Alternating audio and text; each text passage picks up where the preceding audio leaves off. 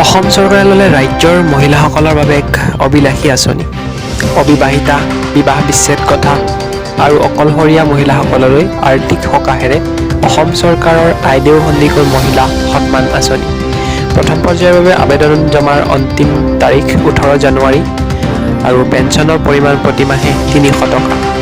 আবেদনকাৰীৰ যোগ্যতা নিৰ্ধাৰিত বয়স 35ৰ পৰা 60 বছৰ বয়সলৈকে হ'ব লাগিব। কোনো চৰকাৰী বা অৰ্ধ চৰকাৰী ৰাজহুৱা খণ্ড, কোনো গোট অথবা চৰকাৰী অনুদান পোৱা কোনো সংগঠনৰ চাকৰিয়াল হ'ব নোৱাৰিব। চৰকাৰী পেঞ্চনৰ পেঞ্চনদাৰী হ'ব নোৱাৰিব। বছৰেকীয়া আয় 50,000 টকাৰ তলত হ'ব লাগিব। অসমৰ স্থায়ী বাসিন্দা হ'ব লাগিব।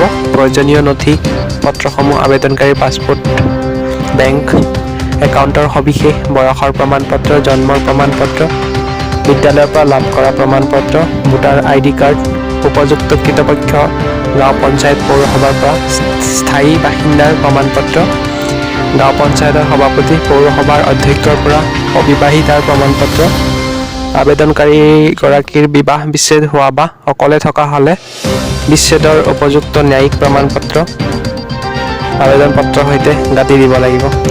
সবিশেষ জানিবলৈ সমীপৰ গাঁও পঞ্চায়ত, VCDC, BDC, পৌৰসভা, পৌৰ নিগমৰ কাৰ্যালয়ৰ সৈতে যোগাযোগ কৰক। প্ৰথম পৰ্যায়ৰ বাবে আবেদন পত্ৰ জমা দিয়াৰ অন্তিম তাৰিখ 18 জানুৱাৰী 2021।